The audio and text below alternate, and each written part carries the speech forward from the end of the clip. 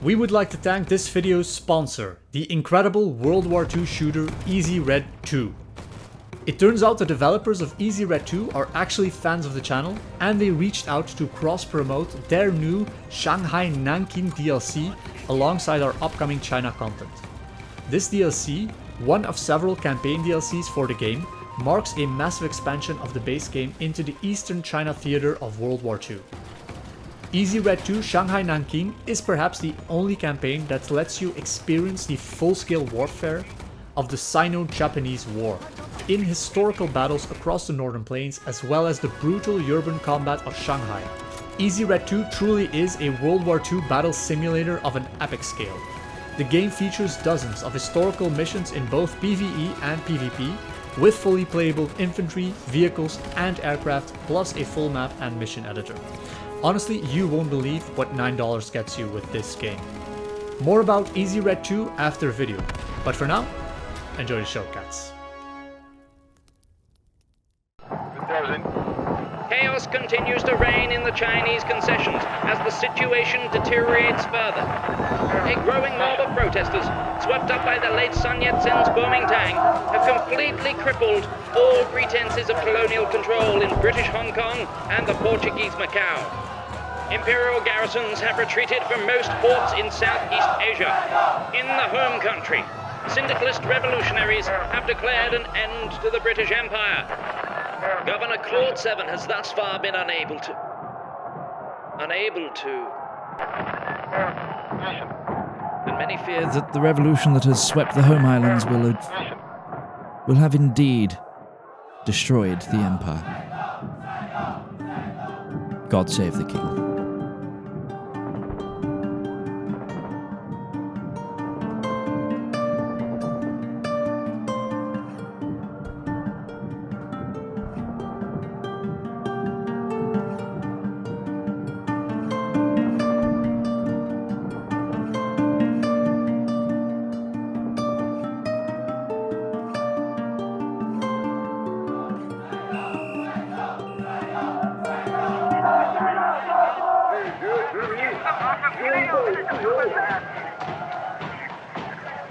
Sir, I must refuse.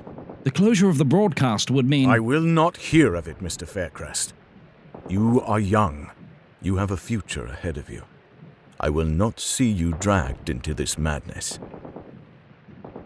You will leave with the next evacuation ship. The Royal Marines will escort you to the port.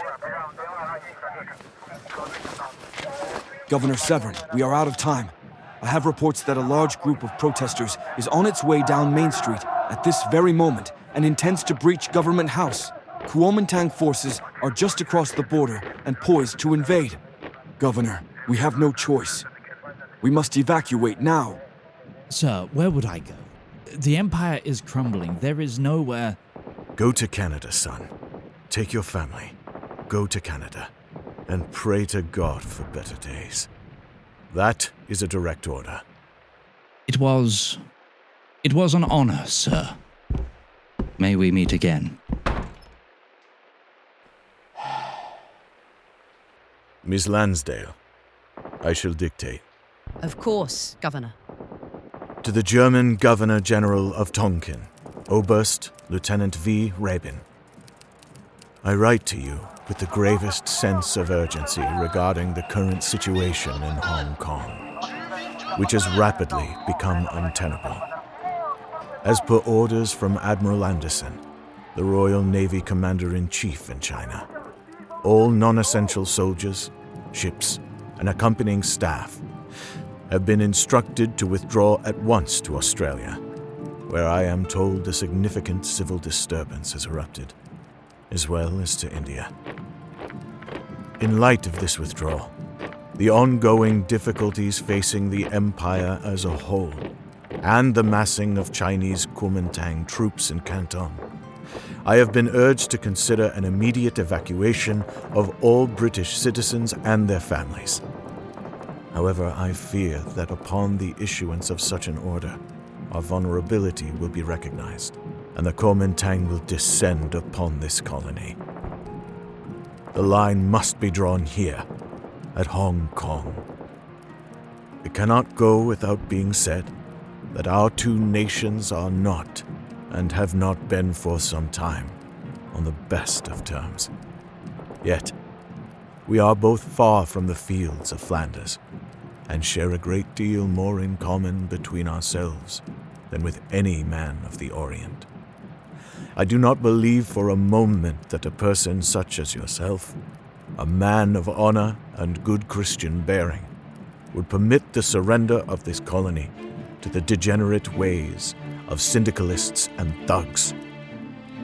As has been said before, blood is thicker than water.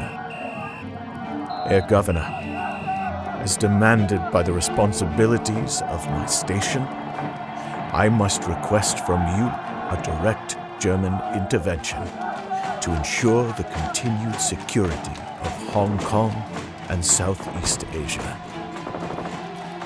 The British Empire can no longer uphold the security of her colonies. Our fates now lie in the hands of the Kaiserreich.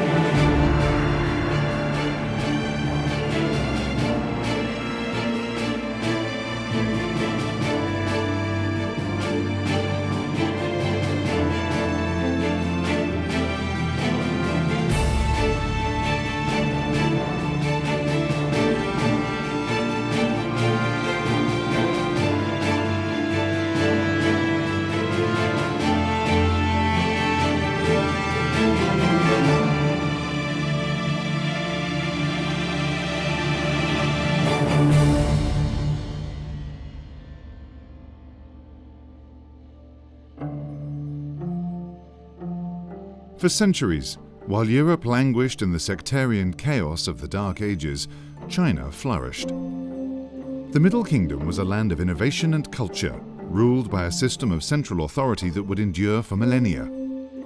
Even while Athenian democracy was taking root in the West, China had already developed a sophisticated system of imperial governance, unmatched in scale and ambition.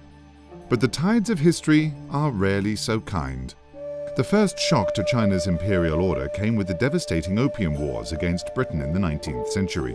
This conflict exposed the fragility of China's isolationist policies and traditions of empire. The Qing Empire, that had once stood as a beacon of order and stability, found itself humbled, forced to confront a harsh and unfamiliar world dominated by foreign powers.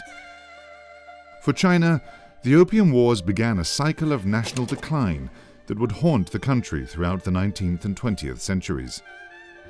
This dark period would later become known as the Century of Humiliation. The ruling Qing dynasty proved ineffective at combating the continued decline of the state, and foreign empires carved China up into spheres of influence. Not only military and political defeats scarred China, but natural disasters as well. Vast floods and droughts caused widespread devastation. This accelerated a downward spiral for Chinese institutions, which would prove hard to escape. By the end of the 19th century, it was clear to many that the Qing dynasty had lost its right to rule China, the so-called Mandate of Heaven. Floods, famine, and the deadliest civil war in human history had inched the Qing ever closer to collapse, as radical and nationalist tensions rapidly approached the boiling point.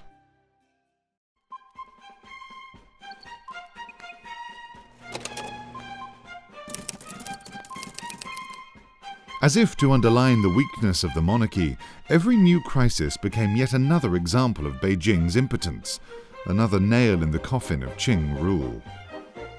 After a disastrous war with Japan in 1894 and a devastating series of floods and droughts, the population rose up. In 1899, hundreds of thousands of northern Chinese peasants took to the streets to demand an end to their troubles. These peasants directed their ire towards foreigners and Christians in China, whom they believed to be responsible for the state of the Middle Kingdom. It was these Christian missionaries that would first coin the term Boxer Rebellion, referring to the athletic and spiritual fraternities that started the revolt. Under the slogan, "Revive the Qing, destroy the foreigners," these Boxers marched on the capital and laid siege to the diplomatic quarter in Beijing, a watershed moment that sparked outrage in the West. To secure their citizens and national interests, 8 global powers formed a coalition against the Boxers. This so-called 8-nation alliance demanded that the Qing government restore order and beat back the rebels. The Qing rulers instead threw their support behind the Boxers. The decision would prove costly. The coalition responded with a punitive expedition and invaded China by force. Qing China, in the throes of revolution and severely behind Western technology and firepower, was in no place to resist such an invasion. After defeating Chinese forces at Tianjin and Beijing, the alliance forced the Qing into an unfavorable peace.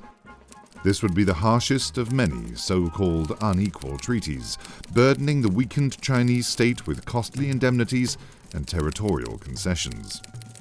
Qing governors, attempting to navigate an increasingly stretched budget, began levying additional taxes on an already struggling populace and nationalizing provincially funded railways, in doing so returning their financing to foreign banks.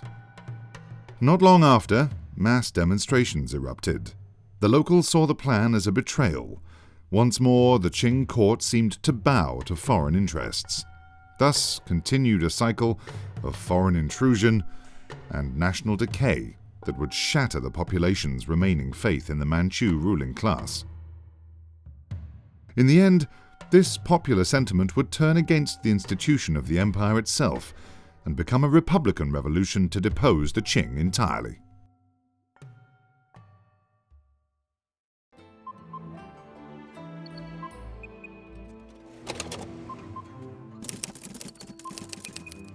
The 1911 Xinhai Revolution may have started as a railway protection movement, but when rebellious troops in Wuchang declared against the government, the call went up across China to resist and overthrow the Qing dynasty. The Qing had only one military force capable and modern enough to decisively quell the popular revolt, the Beiyang army, built by the cunning Yuan Shikai. Formerly forced into exile and once seen as a threat, Yuan was called back into service as the dynasty's last hope. He agreed to lead the Beiyang army against the revolution on the condition that he was appointed prime minister. With much of his former competition dead or displaced, this sudden return restored Yuan's status as the most important power broker in the Qing court. The Qing emperor, Puyi, was still only an infant, and the court needed a strong man to keep the monarchy afloat. As the Xinhai revolution began to spread, power in Beijing converged around the Beiyang army. Yuan put the army's formidable power on full display. In head-to-head fighting, Beiyang forces dominated the revolutionaries. Despite these victories, the revolution had begun spreading at a rapid pace. Sensing an opportunity, Yuan made a bold move. The Beiyang leader opted to negotiate, presenting himself as a peacemaker and national power broker. Soon, the opportunistic general had struck a deal with the revolutionaries. Turning against his former benefactors, Yuan returned to Beijing to force the abdication of the young emperor Puyi and declare a new republic. At the same time, under the terms negotiated with the revolutionaries, he would become provisional president. With the Qing dynasty overthrown and the young republic struggling to assert itself, Yuan was able to even further leverage his political experience and military might.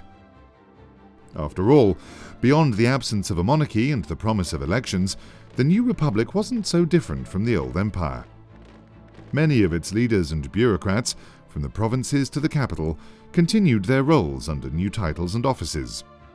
Through bribery, blackmail, assassinations, and intimidation, Yuan Shikai twisted the fledgling Chinese democracy into his own personal dictatorship.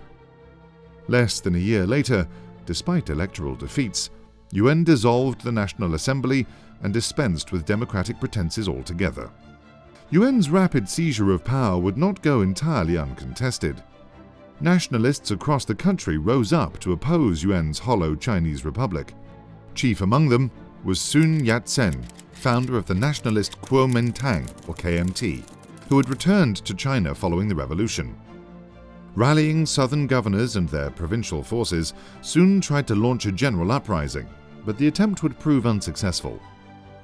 Unable to seriously oppose the modernized Beiyang army, Sun's provincial troops and political support melted away. By 1914, 2 years after the revolution, Sun and his party had been forced back into exile. This defeat shattered Sun Yat-sen's belief that a democratic transition would be possible through popular action alone. China, Sun later surmised, could only be conquered by military might, and then given back to the people, a philosophy he would call the people's tutelage. For now, however, Yuan Shikai's sway over the Republic would endure. As conflict in China wound down, the first news of the Weltkrieg reached Beijing.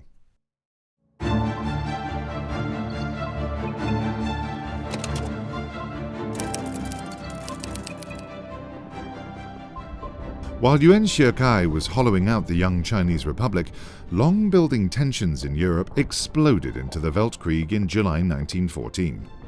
The war would come to China too, albeit indirectly. Only a month into the war, Japan occupied German holdings in China. Most importantly among these was Qingdao, the so-called jewel in Germany's imperial crown. While these territories remained Chinese on paper, Japan was quick to establish military rule. After the occupation of Qingdao, the full extent of Japan's imperial machinations became clear. With Europe locked in a rapidly escalating global conflict, Tokyo used the opportunity to present an ultimatum to Yuan Shikai. In its 21 demands, Japan insisted that China surrender control of Chinese railways, make major economic concessions, and even relinquish control over its own foreign affairs. Despite internal resistance and considerable international pressure, Japan would be forced to drop only the most outrageous demands. As European imperialism tottered in Asia, it became clear that, for China at least, one foreign power was being traded for another. While this was happening, Yuan Shikai's authoritarian streak quickly approached its zenith. Against all expectation, and to considerable outrage, Yuan Shikai declared a new Chinese empire, crowning himself emperor in December 1915. Yuan's insatiable ambition would be his undoing, however. Until 1915, much of Yuan's influence had come from his careful positioning. However, now that he had crowned himself emperor, those with Republican sympathies were outraged, while erstwhile allied governors, bureaucrats, and generals feared his massive centralization of power would diminish their own. It soon became clear that Yuan Shikai had overplayed his hand. Within weeks, much of southern China had risen under the banner of the pro-Republican National Protection Army. While the south entered open revolt, the north expressed its displeasure more quietly.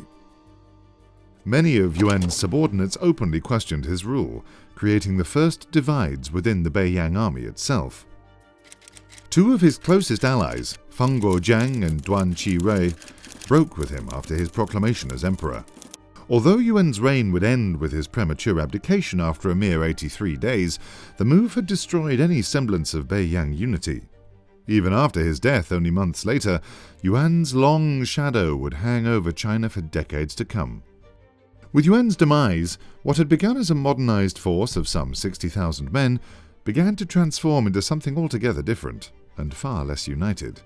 In order to fight the National Protection War, the Beiyang army had ballooned in size, and by 1919 had over 500,000 men under arms.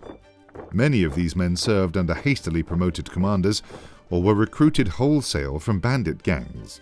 Existing Beiyang generals, elite graduates of the Baoding and Tianjin military academies, took on increasingly political roles, becoming ministers, even military governors, and forming broad networks of power. As a result, the word Beiyang came to describe northern Beijing-based governments in general, and warlord came to describe virtually any prominent military figure, from national leaders to local commanders to bandit chiefs. By the end of the decade, the term Beiyang army ceased to have any real meaning at all. To many historians, this transitional period would mark the end of China as a centralized state and the beginning of the warlord era.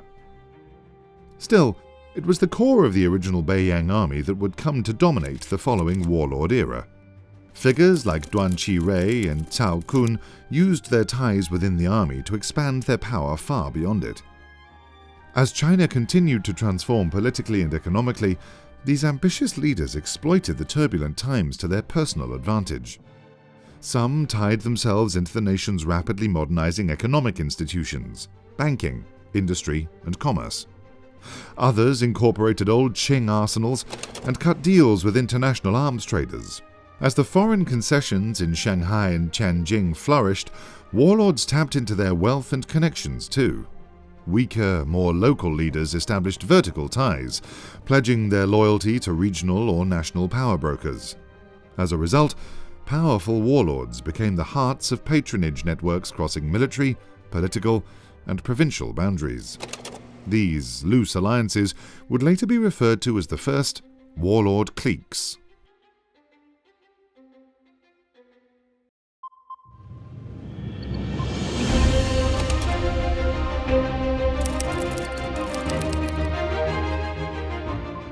Although most warlords drew their main strength from military patronage, this wasn't always true. In 1917, Duan Qi-rui, formerly Yuan's Minister for War, established his own political party, the so-called Anfu Club. After a botched Manchu restorationist coup, Duan ordered new elections and discarded the provisional constitution, allowing his Anhui clique to sweep elections and become a bureaucratic powerhouse. Though he controlled few forces personally, he held onto virtually all legal levers of power, including the National Assembly, numerous provincial governments, and the cabinet, making him the most powerful figure in the early warlord era, sometimes called the Anhui era. Duan's rule would not go unchallenged. Hundreds of dismissed assemblymen and a significant part of the navy fled south, allowing Sun Yat-Sen to declare a rival constitutional protection government in Gwangju and deny Duan's Anfu parliament uncontested legitimacy. This would crystallize the North-South division in China, but both governments would fall victim to endemic infighting and increasingly autonomous warlords. As a consequence, neither side would be able to unite the country for a decade. In Beijing, tensions grew within the Beiyang government itself. Where the Anhui clique had formed from the late Qing bureaucracy, the Zhili emerged from its military academies. Feng Guojiang had been central to the instruction of the Beiyang Army's officer corps, and his former students became the core of the new Zhili clique. However, Feng retired in 1918 and died not long after, leaving the faction to Cao Kun. Though a veteran commander, Cao did not command the same level of respect Feng once had. Unlike Feng, he had supported Yuan Shikai's enthronement, and he was known to be unscrupulous, even for a warlord. Initially, the Zhili and Anhui cliques were broadly cooperative, with the former providing much of the Beiyang government's military backbone. However, Duan and Cao disagreed on national policy. To make matters worse, they quickly developed a personal rivalry born from political competition.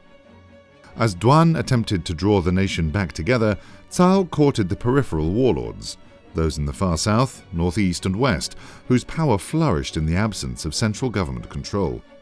In response, Duan made deals with the Japanese to provide arms and funding for his troops, while Cao reached out to the Germans.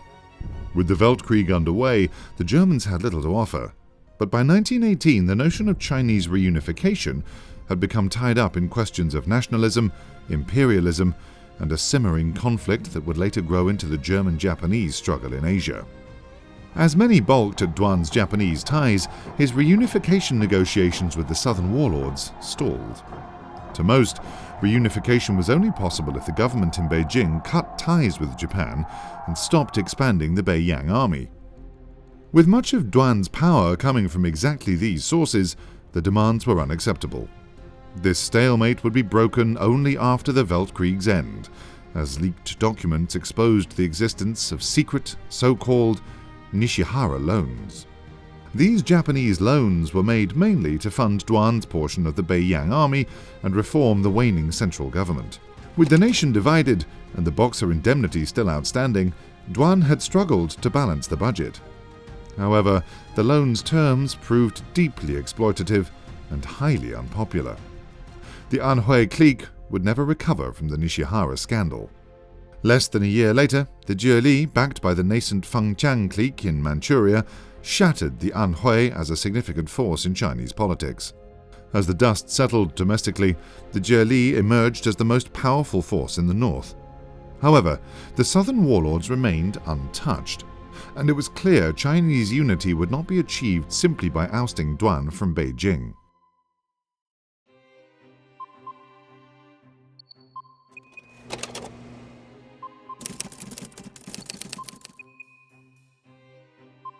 In Europe, the Great War had come to an end. Against all odds, the German Empire now stood triumphant over a broken France and Britain. The 1919 Versailles Treaty forced France to cede her Indo-Chinese holdings to Germany, and British power east of India became severely compromised. This shift in the imperial balance of power would not bring peace to Asia, however. During the Versailles peace negotiations, Japan refused to return Qingdao and her new Pacific possessions to the battered Kaiserreich, despite British urging. Seeing Britain's desperation for peace as a betrayal, Japan refused to sign the Versailles Treaty altogether. In the eyes of the Japanese, it was not they who had lost the war, and Germany could not afford another protracted conflict in the East.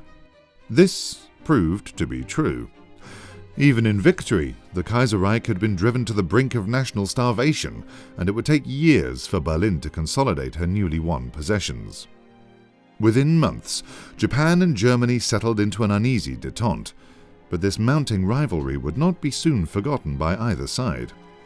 Only in November 1921, after mediation by multiple parties, Japan reluctantly agreed to return Germany's colonies and end the Great War in Asia. In exchange, Tokyo received international recognition of its exclusive interests in Manchuria. This Qingdao Accord proved deeply unpopular in Japan. The Japanese public had long felt it had already secured a free hand in Manchuria after its 1905 victory over Russia. When the terms of the agreement were announced, riots broke out in Japanese urban centers, and the German-Japanese rivalry only intensified. Meanwhile, in Beijing, a new regime began to take shape. The Zhili-Klieg's victory over the Anhui had not been achieved alone. Soon, Cao Kun found himself in the uncomfortable position of sharing power with two other ambitious figures: Jiang Zuolin, leader of the northeastern Fengtian clique, and Wu Peifu, his own right hand. Wu was widely regarded as one of the most formidable generals of his time. His military prowess had played a central role in the Zhili triumph over Yuan's Anhui clique. Leading from the front, Wu orchestrated a bold flanking maneuver during the decisive battle near Beijing, and his daring attack routed the Anhui forces in just 4 days. This triumph would propel Wu's name into living legend, and it wasn't long before he became known as the Jade Marshall, a nickname unique among Wu's warlord rivals. Unlike his peers, who began their careers as soldiers or bandits, Wu Peifu had been educated as a Confucian scholar, passing the grueling imperial civil service examination to become a Shai Yu Tai, or outstanding talent. Even more unusually, Wu eschewed direct ties with foreign powers. This nationalism and unique background, paired with military success, gave the Jade Marshall a special form of legitimacy among Chinese intellectuals, and in turn, politics at large. Since time immemorial, Jade had represented purity, quality, and virtue, a mark of kings and emperors. To his supporters, Wu represented all these qualities and more. He was a gentleman, a philosopher general, and an echo of ages past, a Zhuge Liang or Liu Bei for a new era. To his enemies, Wu was something else altogether. His popular image and cultured background could not be ignored, but neither could his ruthless nature, nor his ties to the corrupt Cao Kun. Wu's warlord troops were just as violent and uncontrolled as most of his adversaries, and his deeply conservative views put him at odds with revolutionaries of almost all flavors. While Wu might seem to balk at his fellow warlords' abuses, he would never take substantive action to rein them in. He might seem outwardly upright and honorable, gracious and worldly, but in the end, Wu simply told everyone what they wanted to hear. Thus, to Wu's enemies, he was no honorable leader, but instead a scheming villain in the mold of Cao Cao, or a kind of Chinese Ludendorff.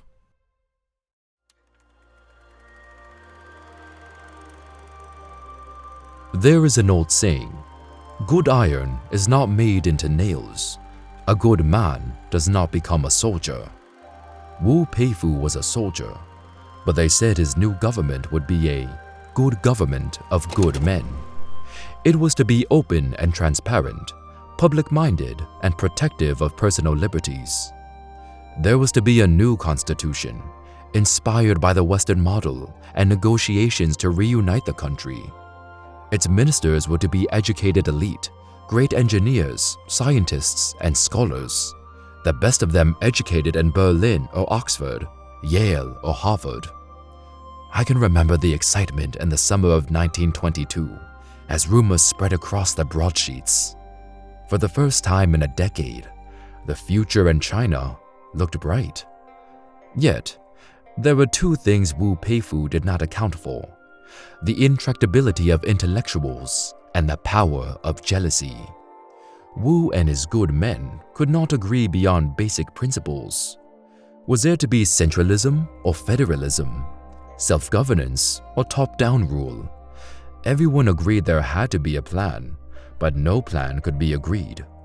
Then, when elections were held in October of 1923, Cao Kun openly bribed the assembly, seeking to counter Wu's influence by paying them their long overdue wages.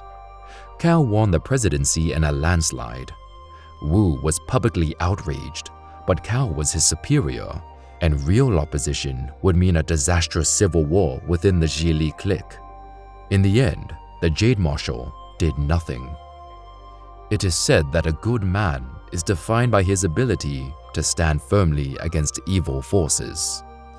Perhaps we were fools to look for such men among soldiers. Good iron is not made into nails. A good man does not become a soldier.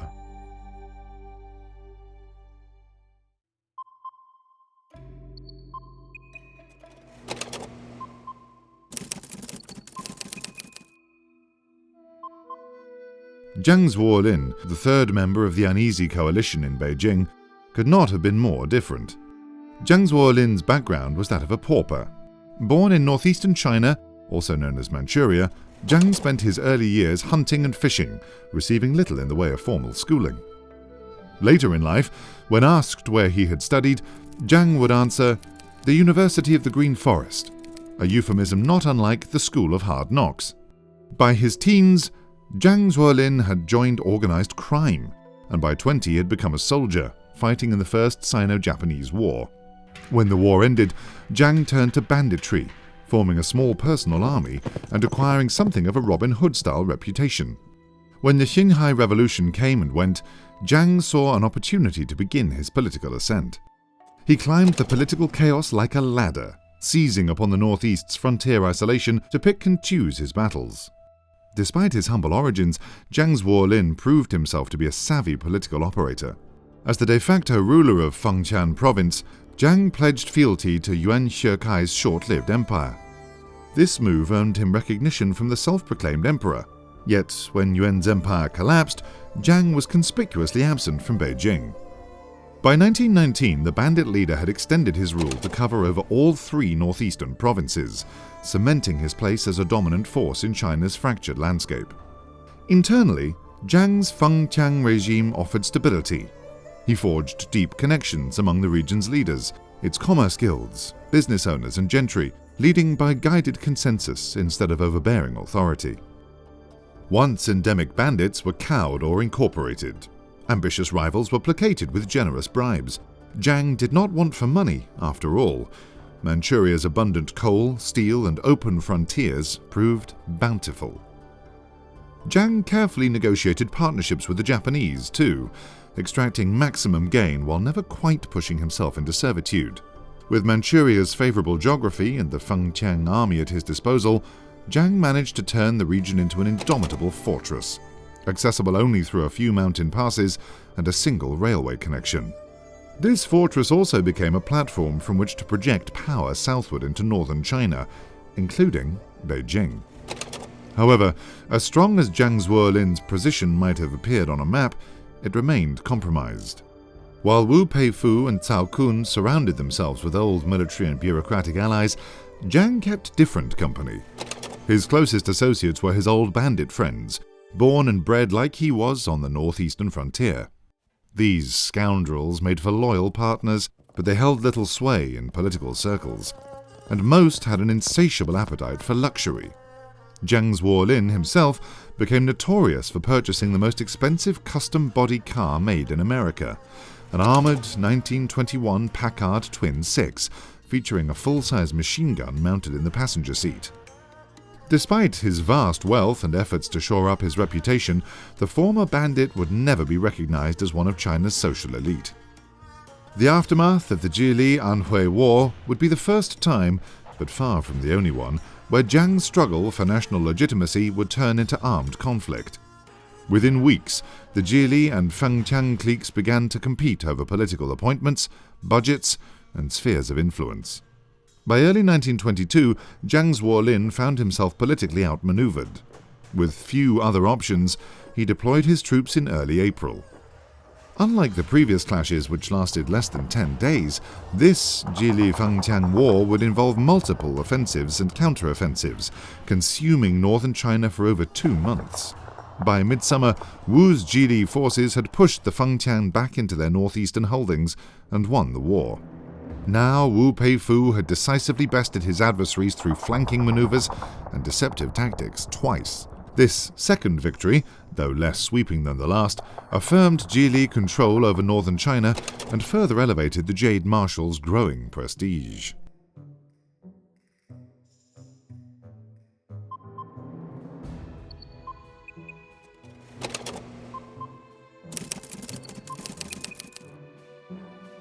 While the power struggle between the Anhui-Zhili and Fengtian cliques would dominate much of Chinese politics during the 1920s, their actual control did not extend far beyond northern, eastern, and central China. Throughout the warlord era, the breakdown of governmental authority, limited network of railways, and sheer size of the country greatly isolated its various regions. Reaching China's far west, where there were no railways at all, could take over a month, and it was faster to travel from Beijing to Guangzhou by steamer than overland. Guangzhou in particular became the refuge of Sun Yat-sen's Kuomintang, or Nationalist Party of China. By the 1920s, Sun Yat-sen's vision for China had been expressed in the 3 principles of the people. These principles were nationalism, democracy, and the people's livelihood. Despite their ideological basis, the Kuomintang sometimes resembled an alliance of political factions rather than a single revolutionary party. In an effort to unify these divided groups, Sun made his southern government explicitly military and increasingly authoritarian in character. Eventually, the Chinese nationalists began to have much more in common with the other warlords than most would have liked to admit. Despite several setbacks, the Kuomintang slowly gathered new strength and courted new allies. Among them, Chen Zhongming, a minor warlord from Guangdong with whom Sun had long collaborated. Outwardly, Chen subscribed to many of the Kuomintang's ideas. Like Sun, he endorsed democratic ideals. Unlike him, however, Chen was adamant that reunification should come about peacefully, gradually, and in a federal manner. In his view, a violent military approach would only bring more devastation, instability, and civil war to China.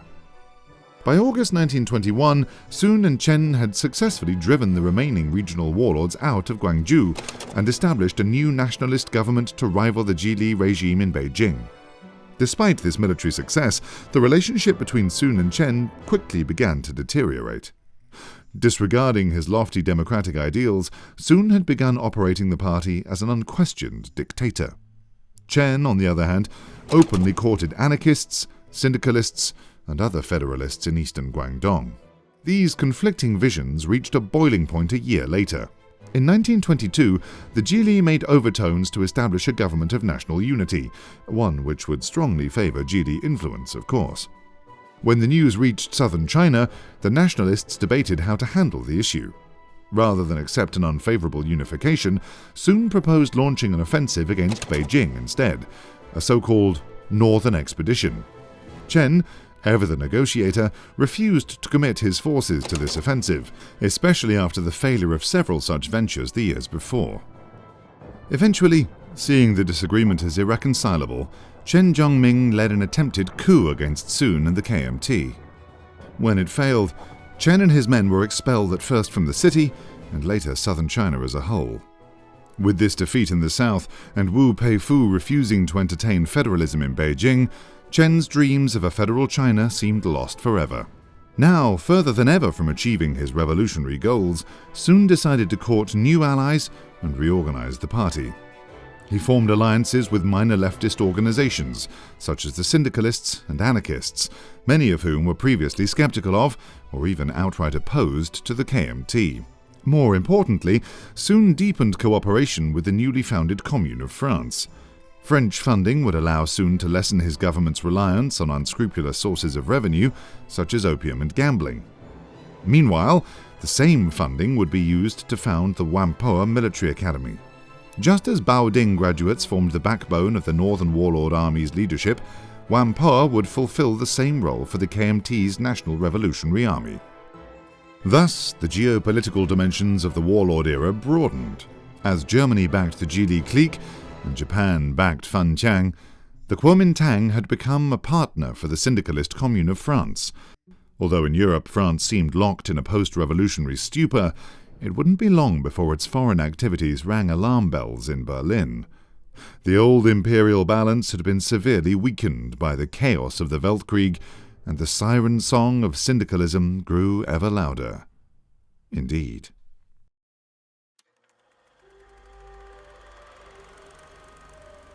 I arrived in China in the early 20s, perhaps. The party had only just begun leveraging our foreign influence for the revolution. France was still weakened from the Great War, and Germany loomed large across the border. What we found, both in London and in Shanghai, was a worker class subjugated to the most brutal oppression, ruled over by a petty oligarchy that had completely lost touch with the plight of the common man. I will concede, the oppression was more overt in China than it was in the British Isles. In the former lands of the Qing, the feudal class now wielded absolute power in the form of warlordism. Brutal regional conflicts defined the politics of the region. A never-ending cycle of civil war and bloodshed. The victim, as always, was the common man. The peasant and the worker bore the brunt of this violence. But the Kuomintang, yes. Among all the factions, theirs was the closest to a European political movement. It was not a workers' revolution in a way we Europeans would understand it. No. China is infinitely more complex, more ancient, more storied. But what made Sun special was a deeply rooted care for the people. We were not ideological allies in the traditional sense, but us both, syndicalists and nationalists, were victims of the imperial establishment and the insatiable corruption of the owner class. For China and for Sun Yat-Sen, class struggle was the struggle against the foreign empires. First among them, of course, were the perfidious Japanese and Germans. It shames me deeply that France, too, once engaged in these underhanded colonial tactics. But there was a new age coming. This time, we could be a force for good in China. I spent many nights talking with Sun Yat-sen and other leaders of the nationalist movement. Those summer days in Guangzhou. Even as dark as China's days looked back then, it was clear to me that a new Chinese nation was on the rise.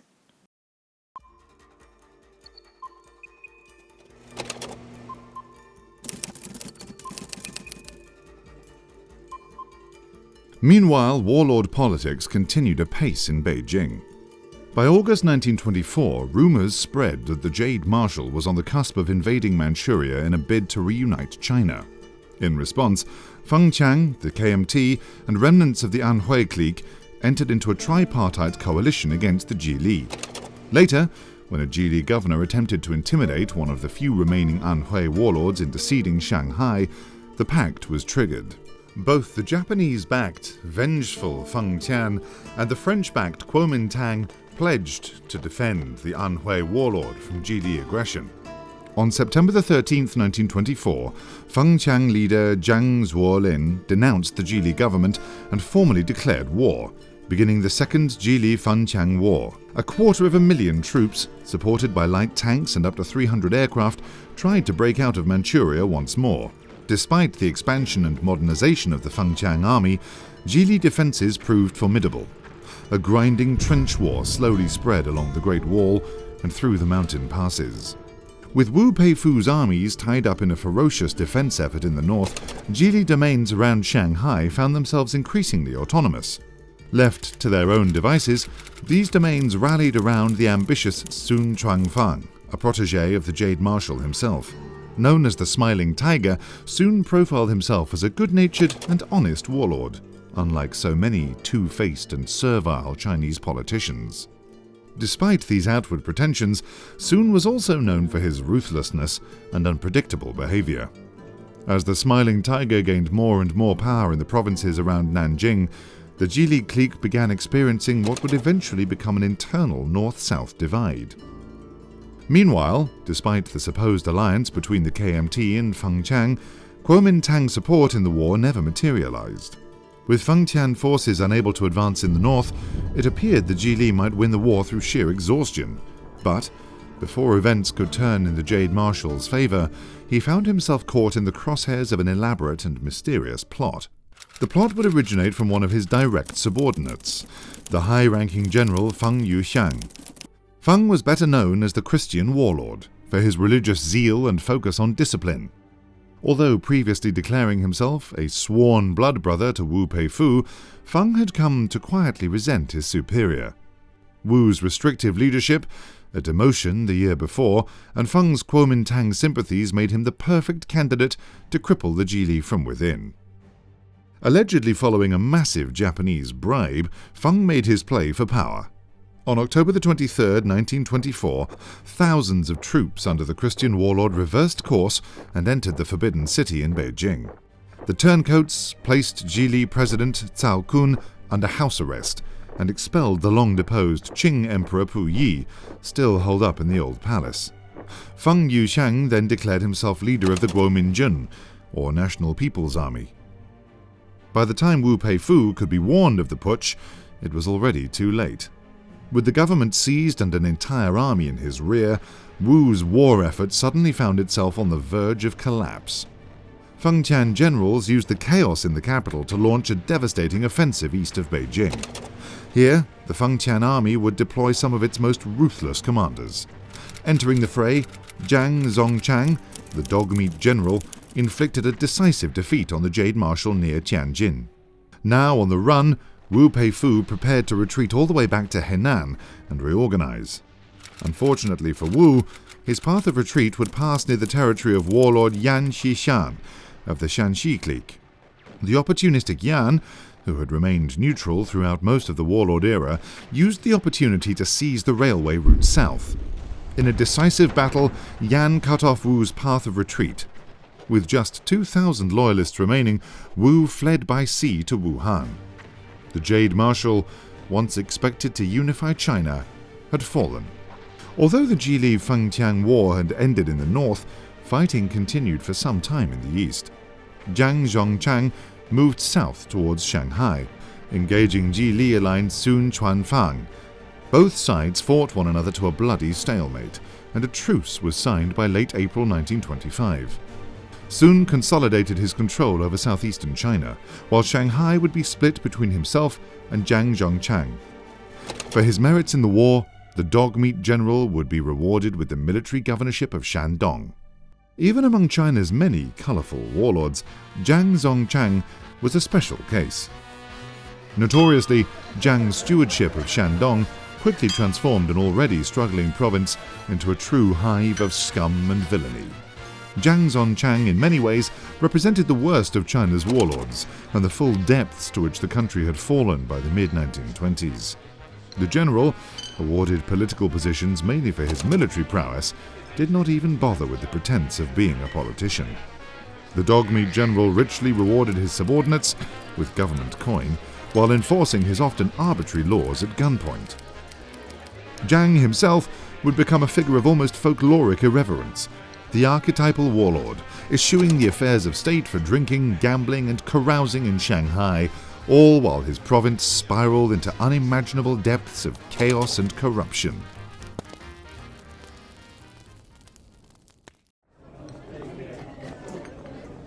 Oh yes, I see that look in your face. You think you can judge me, outsider? Call me a bandit, an outlaw, scoundrel? What do you know of my life?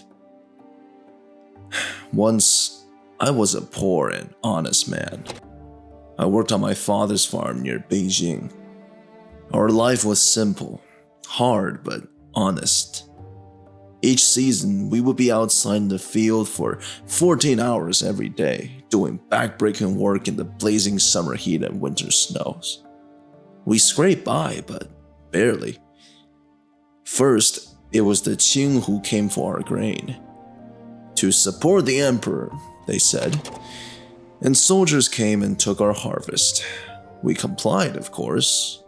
We were loyal subjects, after all. Then the floods came, and then droughts.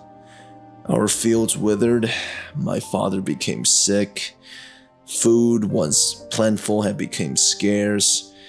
In Beijing, the Qing Emperor had abdicated, they told me, and we were now all servants of a Chinese republic, free and independent. Then the Anhui came and demanded our grain once more, and soldiers came and took our harvest. We complied, of course. We were loyal subjects, after all. My father's health worsened. We rice farmers now did not have enough to eat. In Beijing, they told me the despicable Anhui were defeated. The false republic had fallen, but the Zhili will show us the way forward. Then the Zhili came and demanded our grain once more. And soldiers came and took our harvest. We complied, of course. We were good citizens, after all. Father died that winter. In Beijing, they told me the corrupt Zhili clique has been thwarted. When the Kuomintang came, there was no grain left to demand. Frustrated, they burned down our family farm instead. When I protested, they beat me and left me for dead. When the bandits found me, I tried to run away at first. We were loyal subjects, after all. But the bandits treated me better than any government ever had. They told me no pretensions about the politics of Beijing. There is no law in China, they said, but the law of the strong. They were Zhang Zongcheng's men, dogs of the dog-meat general. They did as they wanted, when were they pleased, and took what they needed. For that, they said, they were called outlaws. They offered me to join them, to roam free from the dictates of false government, free from the shackles of civilized society. I had but one condition. Later that month, we attacked the Kuomintang garrison. Once inside, we found their wealth hidden in the basement. Gold, grain, supplies, enough to feed 12 villages. We took it all and gave it back to the farmers. They celebrated us, for bandits have given them the justice that the government in Beijing never would. What was taken from the people, we returned to the people. We were loyal subjects, after all.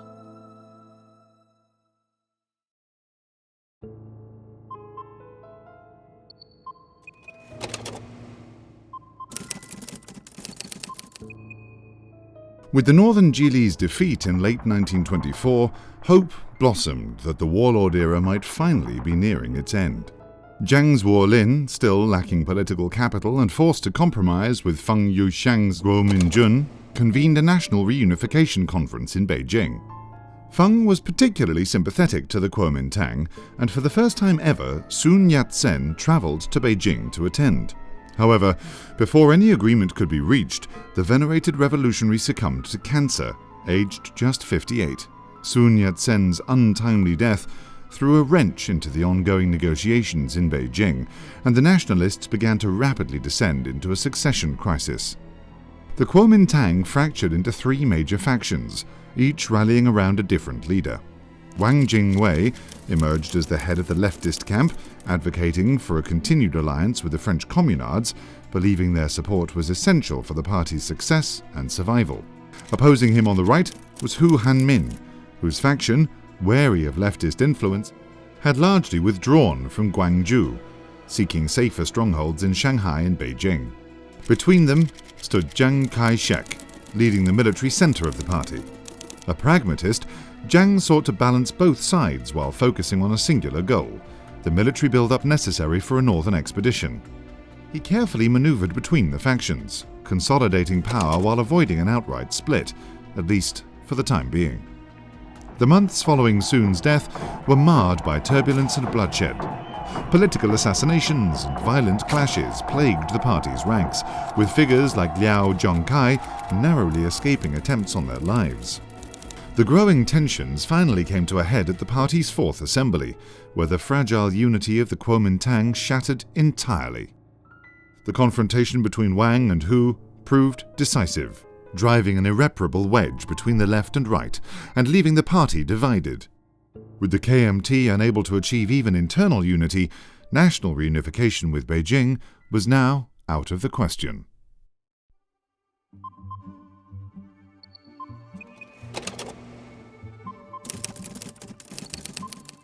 While the Kuomintang fought internally, another distant revolution would soon impact China just as much as its own internal politics.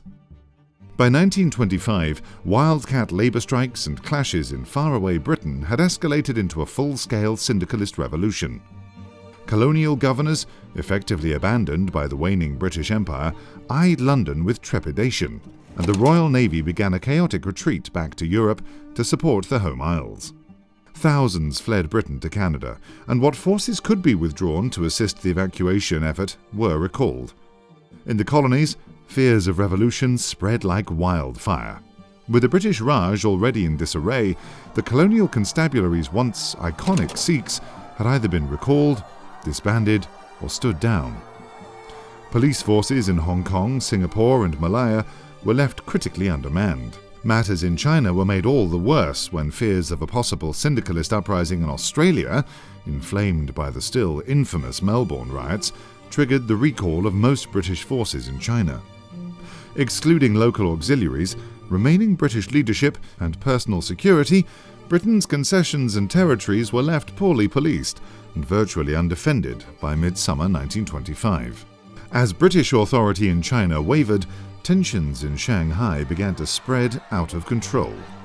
On May 30th, a peaceful demonstration, led by students from the left-wing Shanghai University, turned violent. Overstretched colonial police, in their attempt to disperse the crowd, panicked and opened fire, killing over 50 people.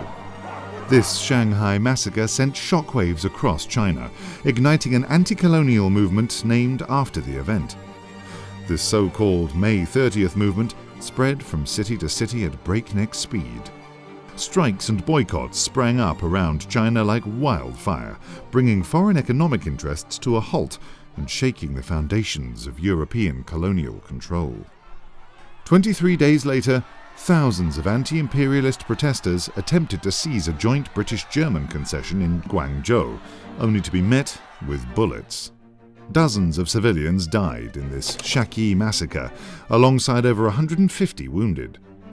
Boycotts and strikes rocked the major coastal cities, and the Kuomintang were all too quick to capitalize on the propaganda opportunity. By June, civil war had swept across the British Home Isles, and it was clear Britain's concessions would receive no further assistance from London, Canberra, or Singapore. This precarious situation was felt most keenly in Hong Kong, which had been completely destabilized by the rapid succession of crises. Then, in July, Kuomintang leadership declared their intent to retake the Crown colony. With KMT forces mere miles away in Guangzhou and anarchy looming, acting governor Claude Severn had to choose: either risk losing Hong Kong or appeal for aid from the nearby German Guangzhou garrison. Severn felt he could not go to the United States. They were, after all, further away, and considered dangerously non-committal after their neutrality in the Great War. His decision, the infamous Severn Note, would rewrite the course of history. Choosing race over national identity, Severn petitioned the German Governor-General of Indochina for help. Effectively, Severn was offering Britain's vast Chinese holdings to the Germans on a silver platter. Berlin complied eagerly, and not long after, 3,000 German troops landed in Hong Kong. While anti-foreign revolts would continue for some time, a KMT invasion was now out of the question. After securing Hong Kong, the government in Berlin saw an opportunity for even further gains, and offered protection to all of Britain's Chinese concessions. In response, Japan and the United States, the other remaining powers in East Asia, made the same guarantees. Over the following weeks, all three countries rushed to secure as much British territory as they could hold, a period of intense competition later known as the Shanghai Scramble. This new colonial struggle reignited years of German-Japanese tensions. As Tokyo and Berlin consolidated their new holdings in Asia, their troops faced one another in a series of tense standoffs. While civilian life went on largely as usual, British concessions across China suddenly found themselves divided by walls of sandbags, manned by steely-eyed German, Japanese, and American Marines. This state of affairs would last several years.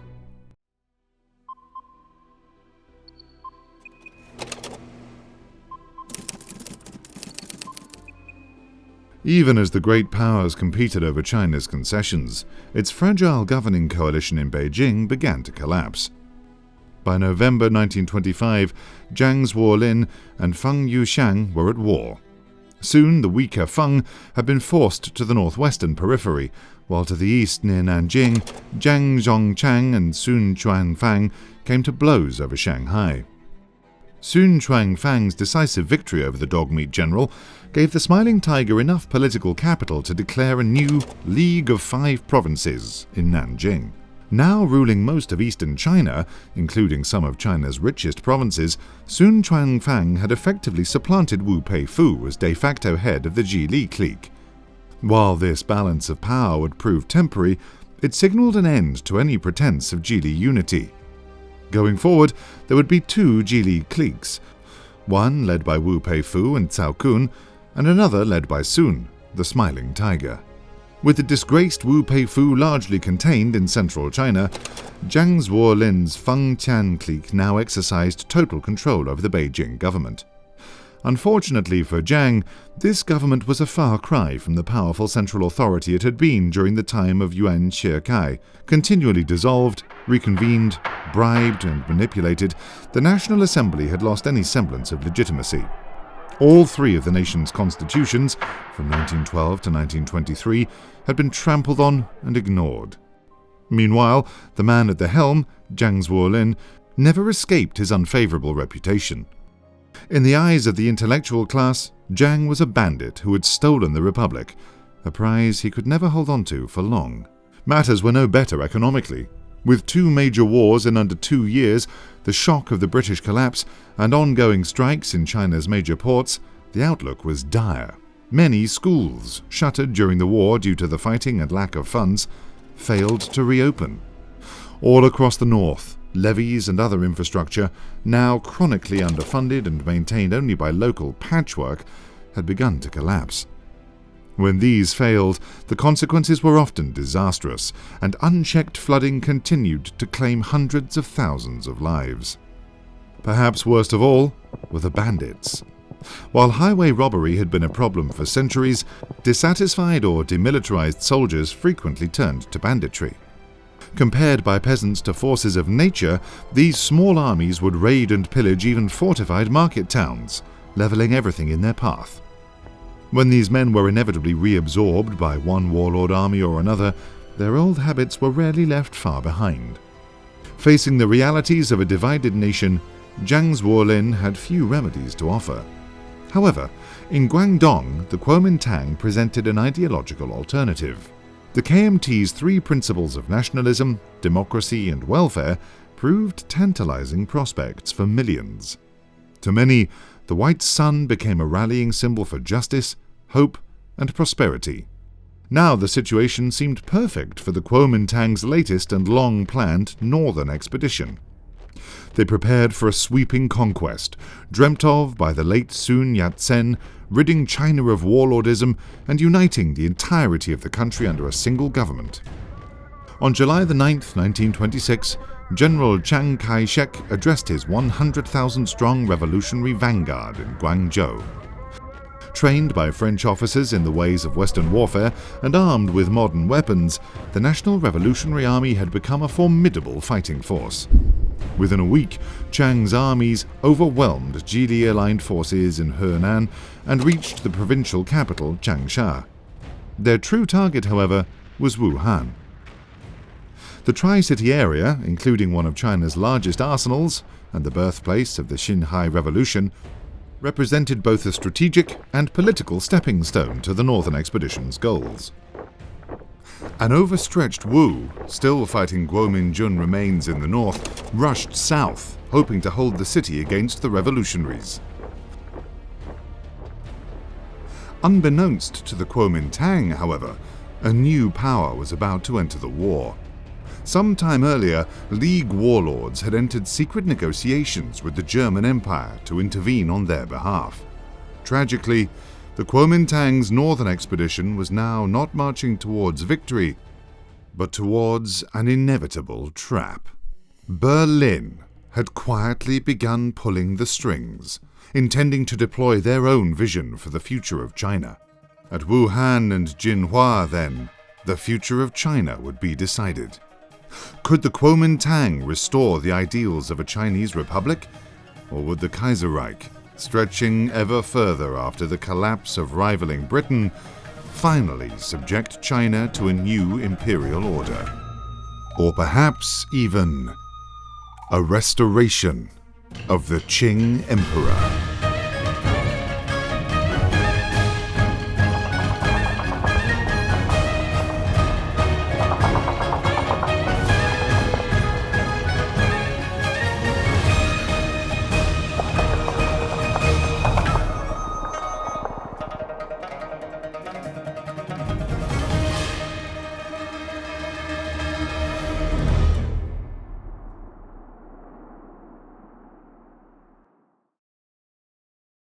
Before we wrap up today, we've got to give another shout out to our sponsor, Easy Red 2 Shanghai Nanking. If you love classic World War II shooters like Medal of Honor Allied Assault, Day of Defeat, or Battlefield 1942, you're going to love Easy Red 2. This is an expansive indie shooter that's been continuously updated by a passionate dev team for years now. I received a bunch of keys for the team and played the game extensively during the production of KRDoc 9, and I was blown away.